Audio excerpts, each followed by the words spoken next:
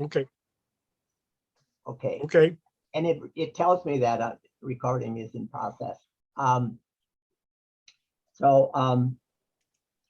just like to mention that in the biographical information I sent out regarding Dr. McClellan, I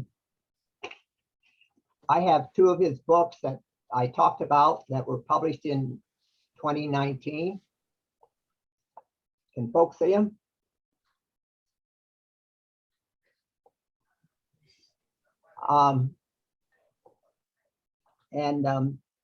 So I'd like to turn this over to Dr. McClellan. Okay, well, good evening, everyone. I'm glad to be with you. And it's kind of nice. Every couple of years, Mike invites me to come over, and it gives me an opportunity to give you all an update on the way that I've been looking at the history of the movement of freedom seekers in the South region and Northwest Indiana, and the networks of developed called the Underground Railroad. I have a power I'd like to use, and that will move us along. So I will take a moment here to pull up my pictures. This one.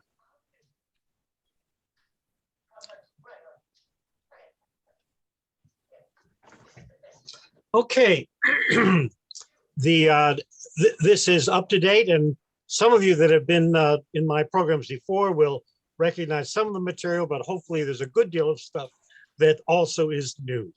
And I'm very intrigued by what we're doing. I just kind of learn new stuff every year, and I have my final big book on the Freedom Seekers and the Underground Railroad in our region. I'm now working with the University Press, and hopefully that will be out and available by the end of this year. So what will be in that book will be kind of an amazing amount of detail about some of these things that I'll be sharing with you tonight. So to begin with, want to understand the kind of environment we're in, and recognize that what we sit at in the Calumet region is we're really between these two great water systems, the Great Lakes that flow eventually the Atlantic Ocean, and a river system in the Midwest that flows to the Mississippi.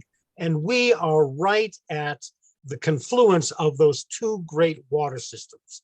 And so for thousands of years, as people have been moving around in our territory, they have been moving between these two great water systems, one that heads towards the Atlantic and the Great Lakes, and the other heads towards the Mississippi Valley. And over the last several hundred years, the indigenous people here have been those members of the Council of Three Fires, the Potawatomi, the Ojibwe, and the Ottawa. And part of what those historic indigenous people did was not only did they travel by water, but also they created about 300 years ago, they started developing a great highway, which we know as the Sauk Trail, which connected the Indian communities along the Mississippi River with their connections with the French and with the British, and eventually with the Americans at Detroit. And the Sauk Trail is one of the things that really has brought a lot of our interest and energy to this region. The other great road or trail is what was known as the Chicago to Detroit Trail, Chicago to Detroit Road, developed as a federal highway project in 1825. And those two things, the Sauk Trail and the Chicago to Detroit Road, will be an important part of our story.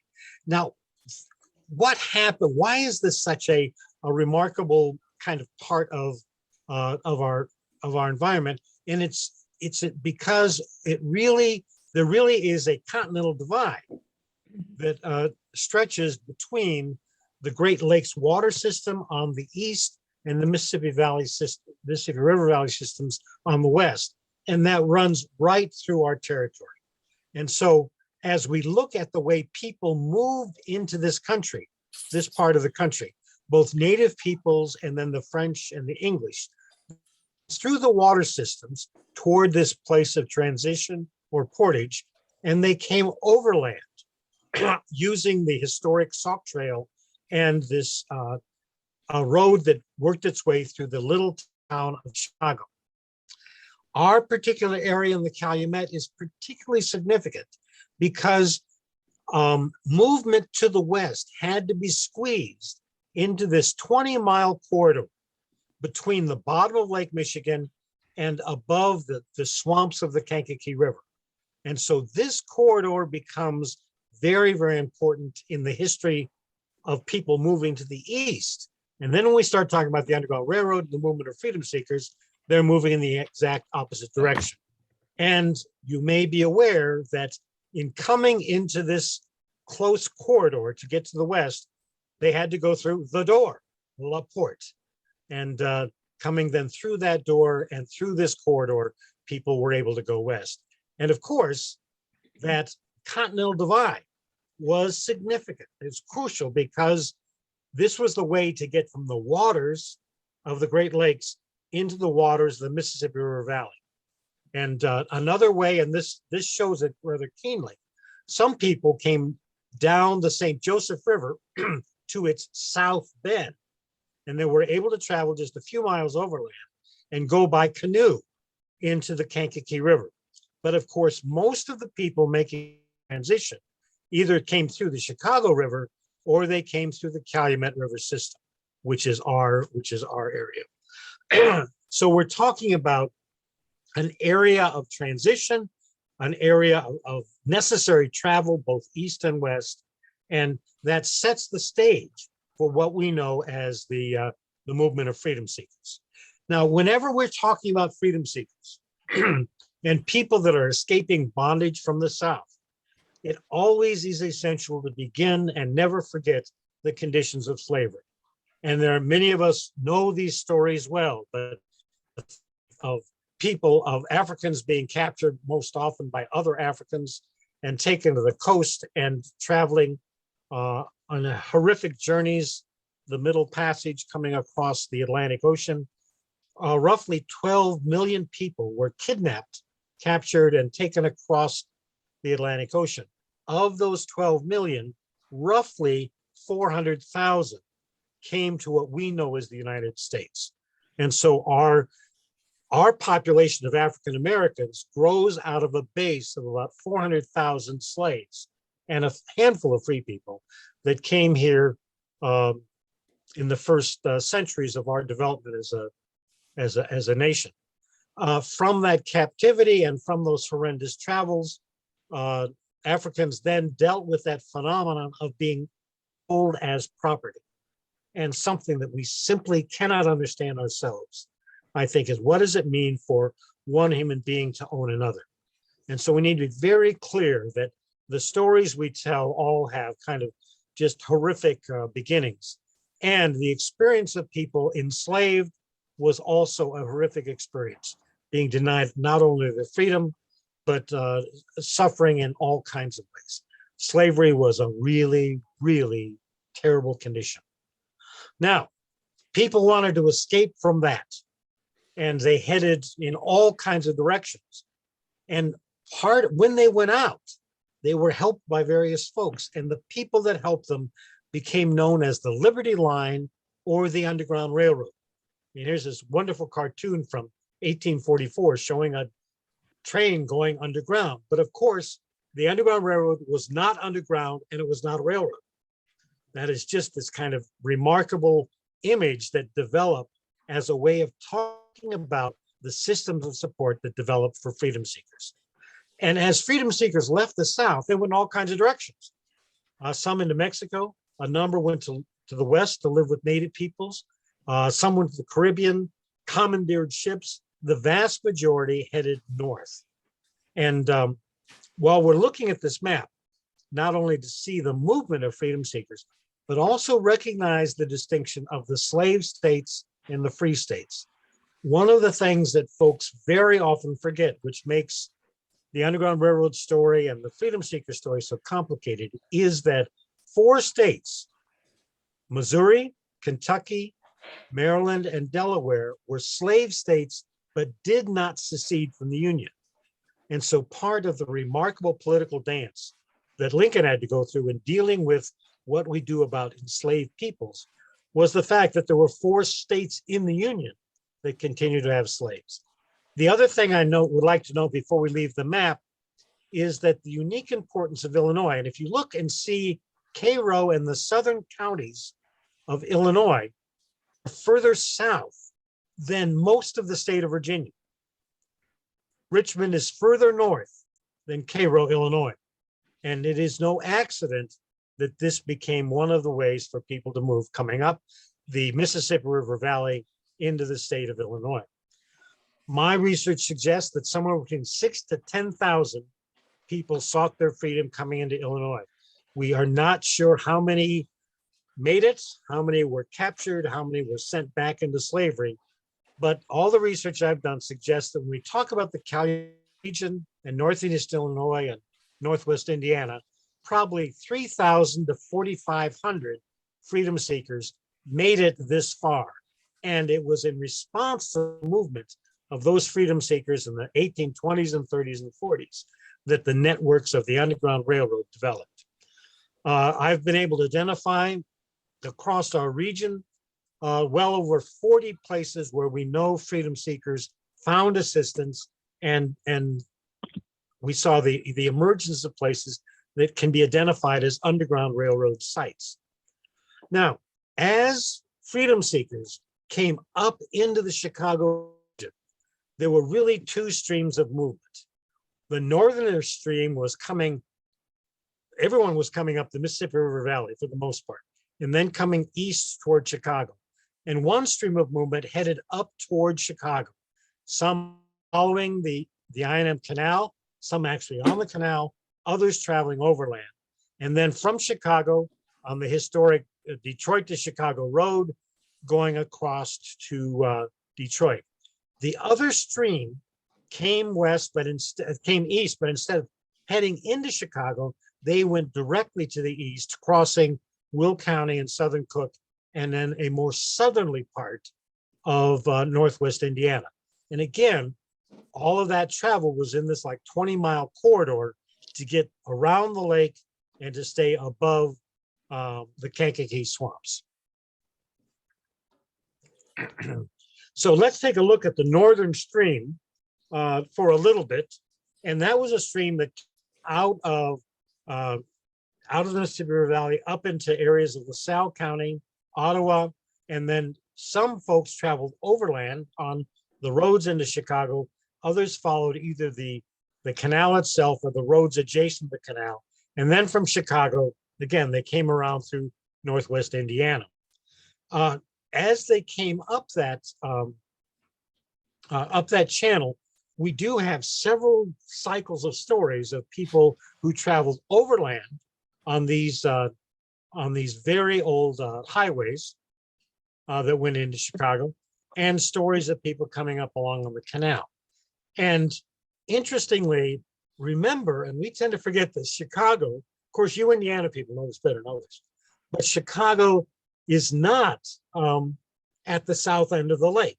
It is near the south end. And so for freedom seekers to head toward Detroit, they had to go south 15 miles to get around the bottom of the lake. And we have stories of some people getting to Chicago and being pretty reluctant to travel south because they've just come north seeking their freedom. But that part of the reality, and that was the Detroit to Chicago road that they traveled on. Now in Chicago itself, there were a remarkable, from the late 1830s, there were a remarkable group of young white families and young Black families, all of whom encountered freedom seekers and made the commitment to develop networks of support. And the families of these 3 folks particularly were very powerful. And these are folks that were young families. They were in their late 20s when they moved to Chicago. And although there was a kind of a broad sense of people being anti-slavery, there were only a small handful that took the next step and said, we will break the law. We will do the illegal things that are needed to help freedom seekers.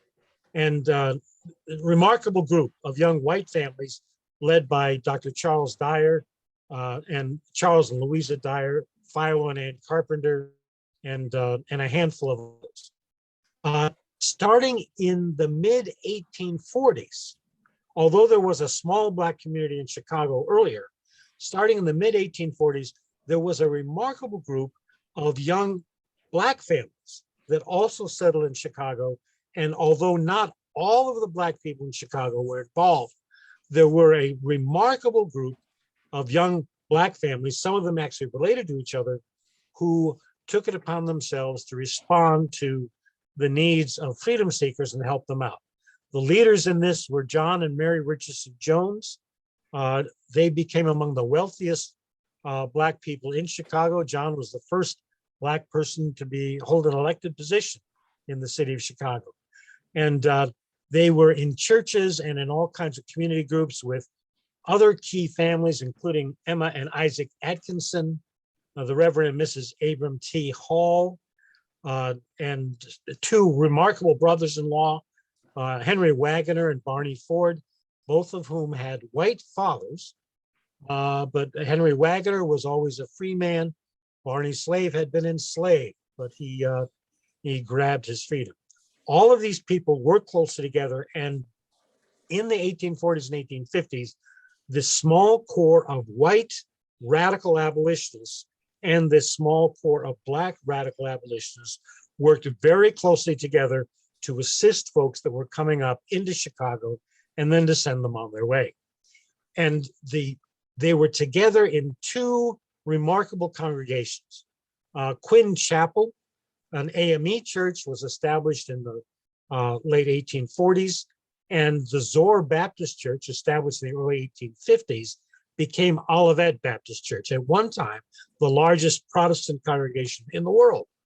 But both of those churches were just very, very deeply involved as places of safety, sanctuary, and assistance for people that had come to Chicago on their way to freedom.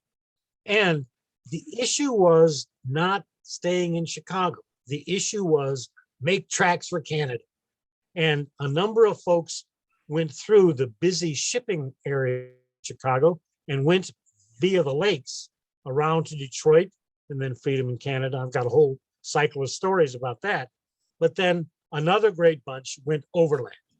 There were a handful of folks that stayed in Chicago, but literally hundreds and hundreds came through Chicago on their way to Canada.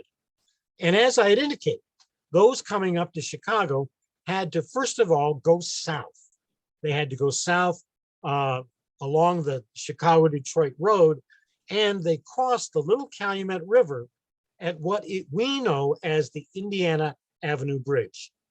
And that becomes a really, really significant historical point for us.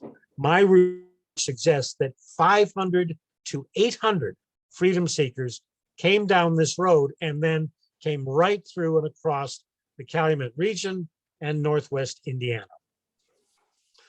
At that particular point, in the late 1840s, a number of Dutch families came to settle in this part of the Calumet region. Let me go back for a second. They settled in this area, becomes Roseland. There's Lake Calumet. There's the little Chicago in 1840 and 50 was, a small town the size of the Loop.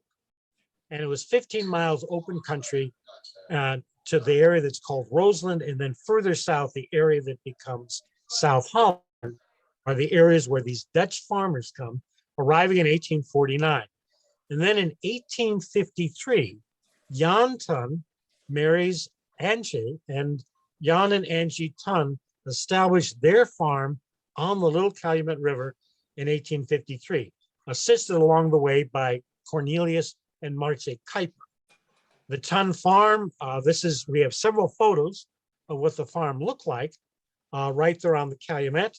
And today, we have people that are deeply involved in preserving that territory and that has been designated by the National Park Service as a spot of national significance for the Underground Railroad.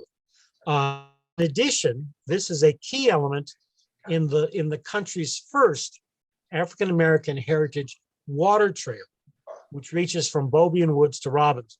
And my understanding from Mike is that next month on this program, you will be hearing dear colleague Laura Bergensen, who is going to be talking about the underground, about the African American Heritage Water Trail. We are a part of that, and that has been in December. That was covered on the BBC travel program, and on NPR. And in January, this African American Heritage Trail and our work on the Underground Railroad at the Ton Farm have been recognized. And if you go to the New York Times travel section, you can do it anytime. You go to the New York Times travel section, and they have posted for an entire year a thing called 52 places to visit in 2022. And in this year, 52 places to visit in 2022 that really are changing things. And our activity is one of those 52 places to visit. So we're very, very pleased about that. And Laura will be talking about that next week. But that's a pretty, we're glad to be in the New York Times. Okay, just to remind you, then the Ton Farm was located on the north side of the Little Calumet River. The Kuiper home was up on the Detroit to Chicago Road. And then south of here, about 2 miles, there's a remarkable Ton Memorial. And if you're intrigued by the Underground Railroad, sometime when you're in South Holland, go to the big First Reformed Church, and in the front garden areas, the church graciously gave a group of us the opportunity in the space to develop a memorial garden, which was developed by a remarkable young man named Lerone Branch. In 2011, Lerone came to see me and said that as his Eagle Scout project, he would like to develop a memorial to the Dutch farmers that helped freedom seekers. And one thing led to another, and working with a whole bunch of people in South Holland, working with Lerone and his family, they really put all the energy in to create this wonderful memorial to Jan and Angie Ton, which is located at the First Reformed Church. So please, please go and visit that sometime. Okay, so that northern stream, of course, once they get to the Ton Farm, they then were helped over the Indiana Avenue Bridge along the Detroit-Chicago Road to come over into Northwest Indiana. And they came from, that was Dalton's Ferry. There's another little story about the Daltons. But from the Tons and the Kuipers, they came east, following the Detroit-Chicago Road through Hammond, through the dunes, and other places on their way to Michigan City, and eventually to Detroit. At Holman's Bridge, which is now Hammond, Ernst and Caroline Holman had settled there, and they were involved in providing assistance to freedom seekers coming from the Ton Farm and coming under guidance from the Kuipers. Also, for those of you that are digging into history in Northwest Indiana, there's a remarkable story in Hammond of a young woman named Catherine Burns, a woman of color. We believe she may have been a free person all of her life. She was also known as Kitty Gibson, and she lived with the Gibson family, Gibson's Tavern, here in Hammond, from the 1840s on. And I really believe that as a person of color, she would have been involved most likely with the Holmans in assisting freedom seekers on their way to Canada. Going east, we have a cycle of stories about people who were then hiding in the dunes. Some of them may have connected with Lake Coast steamers that stopped occasionally in the dunes region. And we know that there are an assortment of radical abolitionists, people that were willing to help freedom seekers. There's a very interesting story about what's called the Alpha Wreck, and which may be the wreckage of a ship that was transporting freedom seekers that was then boarded by folks and eventually ended up getting burned. Further to the east in Crispin, Chesterton, and Tremont, we have another cycle of stories about activity. And Green's Tavern was very well recognized as a major stop for people coming on the Chicago-Detroit Road. In addition, there are a set of Northwest Indiana traditions relating to the rail lines. Both the Michigan Central and the Michigan Southern came through Northwest Indiana and went on to Chicago starting in 1852. And so that was often a real option.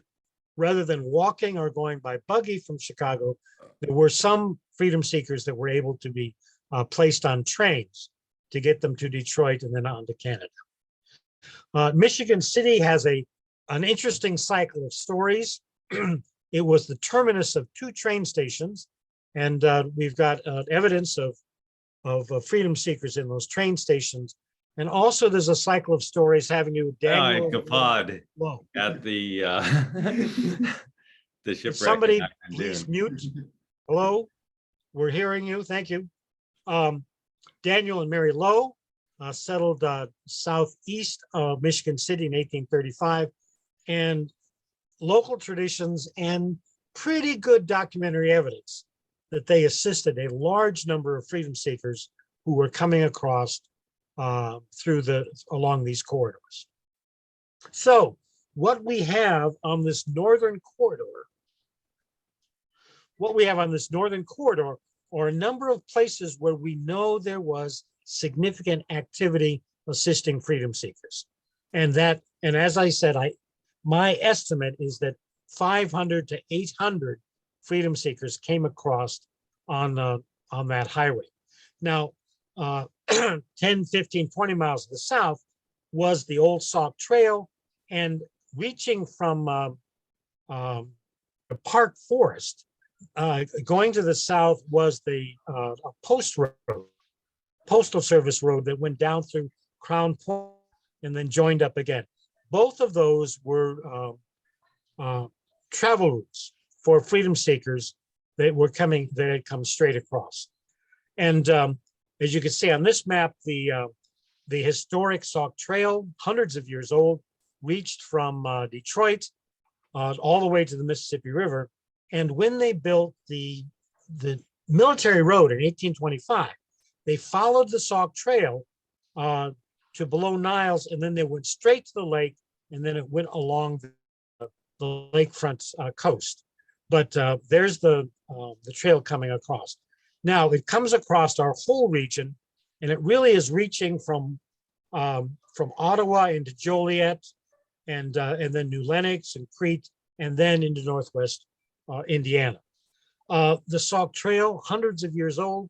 This is the one picture I've been able to find, a picture from 1921 of a section of the Sauk Trail. And you can imagine for hundreds of years, Native folks traveling with their horses, their families, or whatever, and the trail became a real indentation in the land. There's similar kind of phenomena with the Natchez Trace, where you can see areas where the trail and the trace kind of went through. So this was a very serious highway for travel. Coming out of Joliet, we know that people were assisted at the Havens Farm and the Havens Tavern in New Lenox. This was just above, looking over the old Sauk Trail in New Lenox, torn down a couple of years ago. That postal road took folks down through Crete, and this Crete Congregational Church organized it. This church was built in 1853. The congregation was organized in 1839. 1842 was one of the earliest churches in Illinois to develop a resolution opposing and condemning slavery. There were a number of folks in this congregation who were radical activists helping freedom seekers. And recently, both the church, which is back there, this is on Exchange Avenue, the middle of Crete, the church and the adjoining cemetery have also been placed on the National Park Service network of listing of important national underground railroad sites. Now, reaching from Crete and Park Forest. Again, there was the road that went down through Crown Point, the old postal road, and then the main route of the Sauk Trail itself. And we've got good evidence of activity along those trails. In Dyer, the old State Line Hotel, it's ambiguous a bit, but there's some interesting and somewhat compelling evidence that there was some underground activity here. Also, there are some intriguing stories about freedom seekers traveling out of central Indiana, coming up to the Cedar Lake area, coming up here through Dyer and Thornton, heading for Chicago. In addition, we have some evidence of freedom seekers in Crown Point. A little further to east in Merrillville is a historic marker on the site of Dr. Henry Palmer's home, the first physician in Northwest Indiana, and very active with the Underground Railroad. This is just about a half block off of the Old Sauk Trail, and I think in this part of Merrillville, it may be called Joliet Road. This sign is there. That is not Dr. Palmer's house. It's where his house was, but that's not his actual house. But we've got a very good documentation on Dr. Palmer assisting freedom seekers. Going further east on the Sauk Trail to Valparaiso, there were families located to the west, to the southwest, and to the north. And we have cycles of stories on each of these families. And then further east is the very unique community of Westville. It had a historic Quaker community. It also had a Union church, which brought the congregation, some other folks together. And both of these congregations were real hotbeds of activity assisting freedom seekers traveling along the Sauk Trail. In addition, because of the very, very active and visible Quaker community, Charles Osborne came and spent his final years living in Westville in Northwest Indiana. And all of you should know Charles Osborne, and probably some of you don't. Osborne is one of the great moral compass in the history of the United States. In the opinion of many people, he was one of the first really great voices for abolition, for the total abolishment of slavery. And Charles Osborne had incredible influence on all kinds of people. If you talk to all of the people that were involved in abolition in the 1840s and 50s, they would unanimously say that one of the great influences on their life was Charles Osborne. And of course, nobody knows about Charles Osborne. This father of American abolitionism, and he is buried in a small graveyard near Westville, and his tombstone is in safekeeping in the local museum in Valparaiso. But for those of you that are from Northwest Indiana, take a look at Charles Osborne, an absolutely astonishing American and part of our national history. Now, further to the east, following the Sauk Trail up through LaPorte, just south of LaPorte is a place called Bigelow's Mills.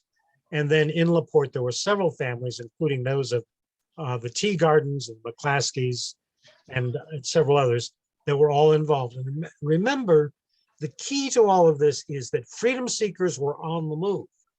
And fortunately, there were people of goodwill and people of strong commitments, most often religious commitments, that realized they had to provide assistance to these freedom seekers. And they developed the networks of support that we call the Underground Railroad. So there is the movement of freedom seekers, and then there is the response by creating the Underground Railroad. And so what we have from the Calumet, not only along the Chicago-Detroit Road, significant activity for the Underground Railroad, but also in the Sauk Trail corridor, we have significant activity. Okay, Now, freedom seeker stories are journey stories. And what I'd like to do is, first of all, note that there were, by 1860, there were a handful of African Americans living across the region. We've got some intriguing information that they were of assistance outside of Michigan City, out of the port, in freedom seekers. But also we have loads of stories of people coming through the Calumet region. And bear in mind, it's folks coming out of the South. Each one of these lines, this green and yellow and red, and this weird black line, all represent very complicated stories of freedom seekers moving through our region. And what I'd like to do is close by telling you two quick stories. And then if we want, I can tell you a few more stories. First of all, is the great story of Caroline Quarles. And many of you may have known this, may know this already. Caroline was 16 years old, 1843, enslaved in St. Louis.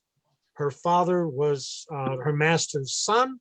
Her mother was a woman slave, a young woman, 17 years old.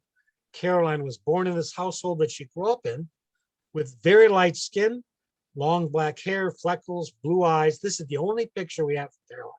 But she grew up in a household as an enslaved person with her free cousins. And finally, at age 16, 1843, she decided that she was going to go for her freedom. And Caroline embarked on a remarkable journey, talking her way onto a riverboat, taking that riverboat up to Galena, where she got out. There was one black guy living in Galena. She gets off the boat and he walks up to her and says, "You're passing. You're in deep trouble. There are slave catchers after you." He helped her get on a stage to Milwaukee. She was the first fugitive that they'd seen in Wisconsin. She stayed in Milwaukee for about 3 weeks and then came down around through the Chicago region, bypassing the city of Chicago. She had a escort. One of the white abolitionists living up here near Milwaukee was her escort by buggy. They avoided the city of Chicago and the slave catchers, came down through the region and came over across in Beebe's Grove, which is Crete. They stayed for several days with those folks in that Crete Congregational Church. They then stopped with a German family near Westville, and then went on across to freedom in Canada. Caroline, 1843. Caroline, after a few years, met and fell in love with the fellow who had escaped from Kentucky. They married, had children, 6 children. And today, the descendants of Caroline Quarles and her husband, Alan Watkins, are very active on both sides of the border in the Detroit region. And I had the remarkable experience of getting to know one of her great grandchildren, Kimberly Simmons, and Kimberly and I together have written a detailed story of Caroline's remarkable journey. Another remarkable story is that of Henry Stevenson. In this iconic picture, these are old seekers. The picture was taken about 1890s. They had all escaped from bondage in the South. And Henry Stevenson had lived on was enslaved on a farm in central Missouri. And friends of his, Anthony and Martha, who were enslaved on a neighboring farm, ran. This is 1850. And in 1850, they ran away. So their Anthony and Martha's owner came to Henry's owner and said, "You got to help me track these two down. They're valuable slaves. And we want you to bring Henry along so that Henry can go and talk with Black people as we look for Anthony and Marcia." And so they went across Missouri by horseback.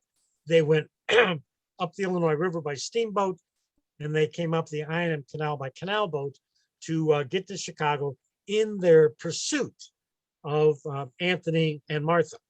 And as by the way, there's Caroline's journey. But so they came across and they came up the Illinois River Valley, and every community they came to, they'd stop, they'd get off. They had handbills about Anthony and Martha, And Henry would go into the Black community, and Henry would always come back to them and say, well, Henry and Martha came through here, but they are on their way to Chicago. And so they go to the next town. And once again, they go out looking, and Henry would faithfully come back and say, it looks like they're headed for Chicago. They got up on the I&M Canal, and they were actually traveling on a canal boat. And Henry would get up on was up on the deck, and there were all these Irish workmen along the canal.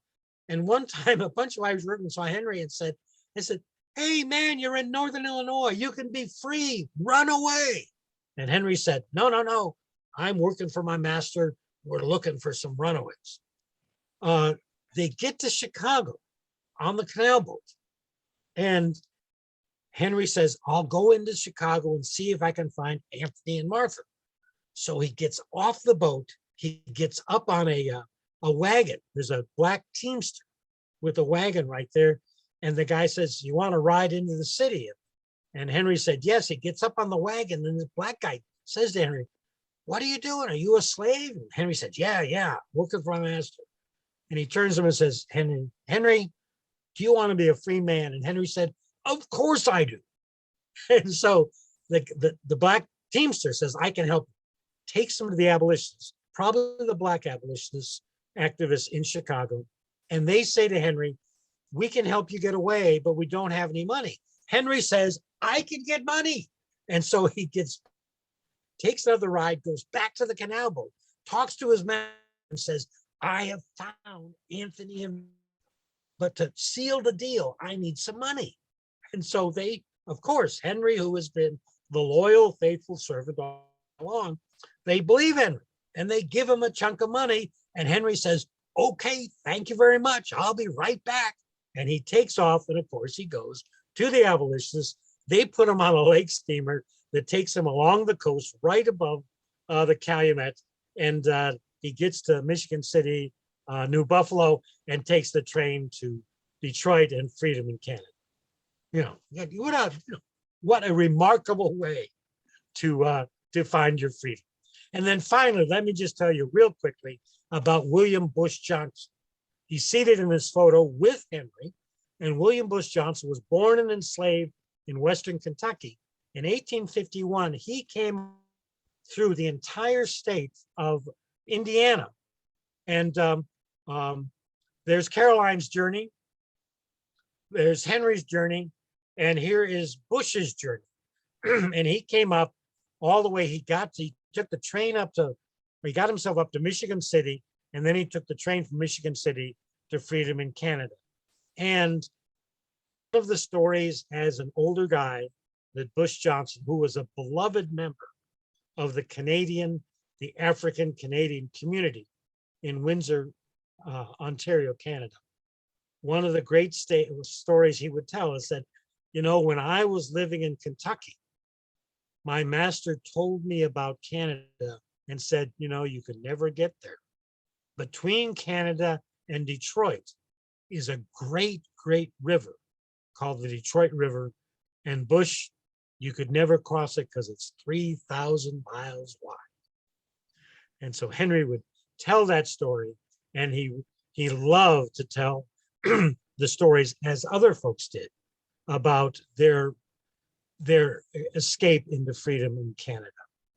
So what we have then is a remarkable set of stories about freedom seekers making their way across the Calumet region, going through the city of Chicago, some others coming directly across. The stories have great more detail in my two books. You can reach those you can get them through Thorn Creek Press, or just send me an email and we'll figure out how to get a copy to you. Might be a little cheaper to do that. But anyways, glad to share the stories with you. I think I have talked for about 45 minutes, and I'd be delighted, Mike, to take some questions. Okay, we'll take any questions.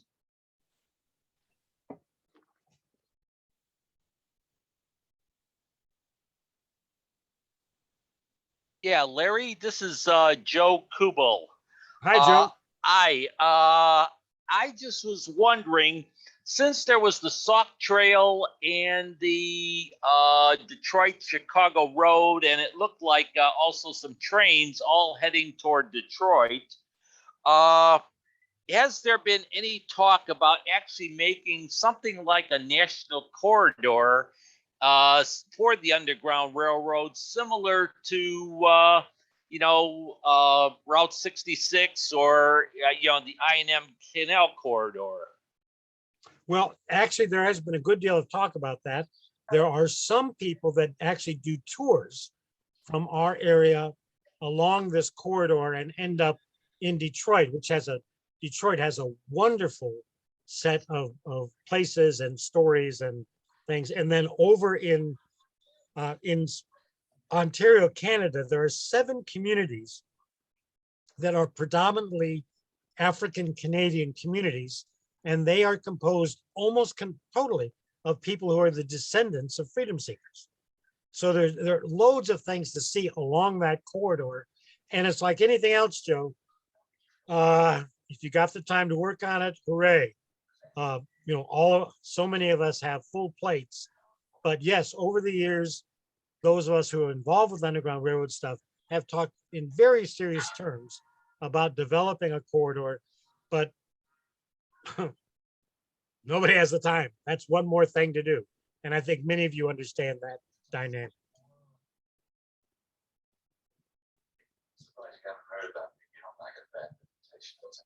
Now we've got a question. Unmute and ask your question.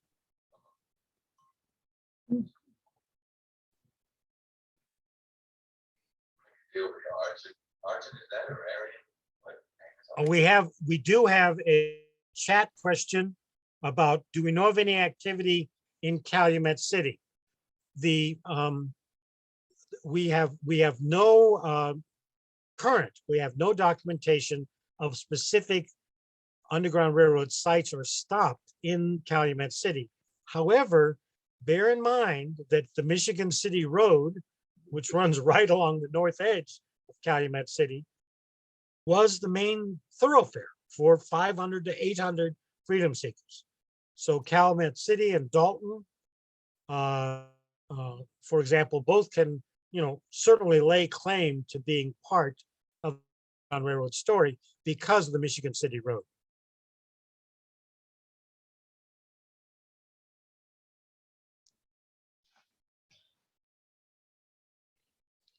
Yeah, Larry, this is Joe Kubel again. I had another question, if that's okay.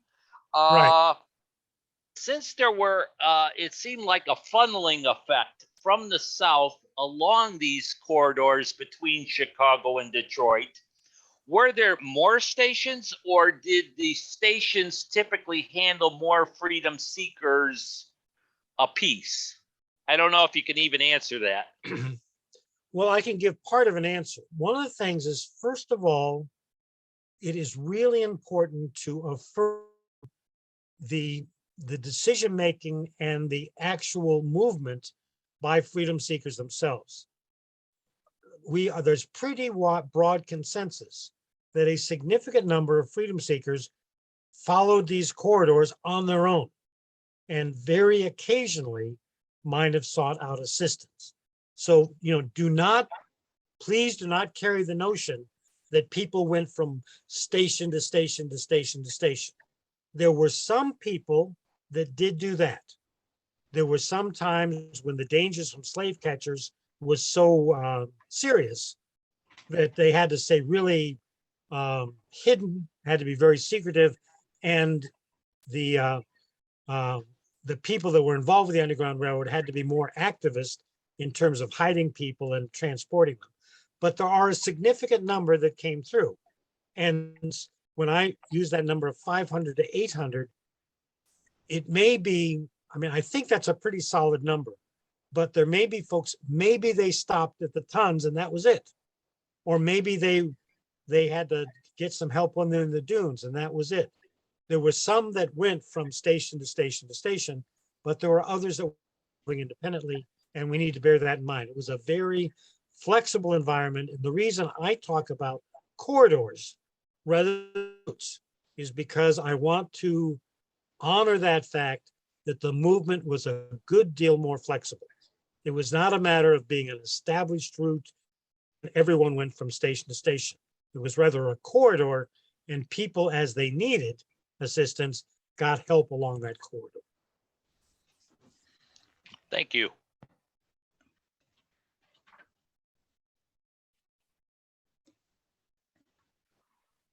Mr. McClellan, Yep.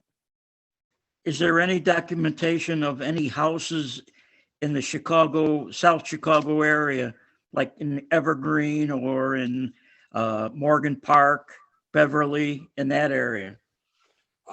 There is, well, first of all, let me say one of the major problems we have is that a far larger number of houses are pointed to as Underground Railroad stops than actually were. So it's a matter of sorting out all the local traditions. It is I think there is very strong evidence that the Morgan House and Tavern in what became Morgan Park was a way station, that over time, some freedom seekers found support there. There's a little bit of documented evidence behind this, but also the fact that it is where it is located lends me to feel that that is true. There also is a very interesting oral history on a house on a farm site in what is now Robbins, Illinois. And so in the, if you will, the near suburban area, I would point to Morgan Park and Robbins. But other than that, we need to go down to talk about the Ton Farm at the very south edge of the city.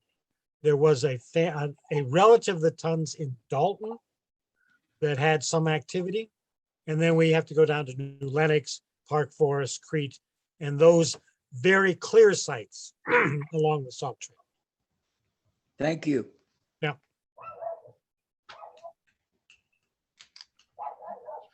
And by the way, folks, every year somebody is in a presentation and sends me a note and says, well, what about X? And I'd never heard about X before. And so every year I generally find out about one new place that needs to be part of the Underground Railroad story, because remember, this was profoundly illegal activity. Those people that were activists had the strength of courage to ignore the law, to run the risk of fines and imprisonment. And but because it was illegal, there's a lot of evidence around, but it is really hard to unearth it. And so if you hear something or know something, be in touch with me, because it may be that you have a piece of evidence that I've just never seen before. And I'd be delighted to hear from you. Unlike parts of history, we are continuing to dig out stuff that has never seen the light before.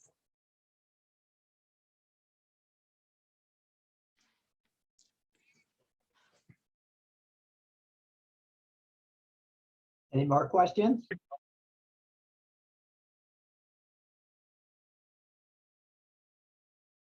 Okay, well, again, Mike, I would just like to say, it's really a pleasure to be with folks. If people have comments or questions, they can be in touch with me. If you want them to buy my books, get a hold of me or go to Thorn Creek Press. And next month's program with Laura talking about the African American Heritage Water Trail should be really cool. Yes, and I would like to just remind everybody that this program was recorded, and the recording will be available within a week or so on Ollie's website. And just about all of his previous talks at Calumet College are on the website as well. And there must be, what, 3 or 4 more, Larry? It is a, perhaps all of you do this, but it is a strange experience to put your own name in YouTube and find out that there's stuff like those lectures. So they are in fact still up there. Okay, and thanks for mentioning next month's speaker. And she will be speaking about her project on the CalSag Channel south of Chicago, which we mentioned earlier. And so I'd like to see everyone on March 1st for that talk. And thanks for attending today. And keep warm and stay warm tomorrow through all the snow we got. And thanks. Thank you. Very interesting.